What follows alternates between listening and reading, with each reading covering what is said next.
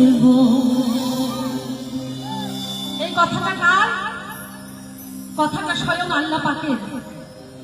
আল্লাহ পাকের কাছে যখন দিনের নবী বাইতুল্লাহ থেকে মিরাজে সপ্তম আসমানে গিয়েছিল, তখন মিরাজ শেষ করে যখন তিনি ফিরছিলেন, তখন আল্লাহ পাক বলছিলেন, হে আমার প্যারের দোস্ত,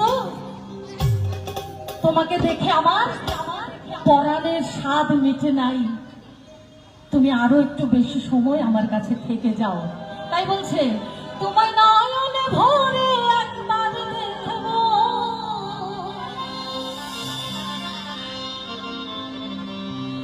তোমায় পরাণে ভরে একবার দেখব, দিলের সাথে মেটায় তোমায় দেখব,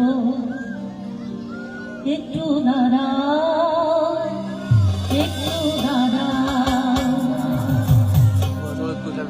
একটু দাঁড়াও, দাঁড়াও।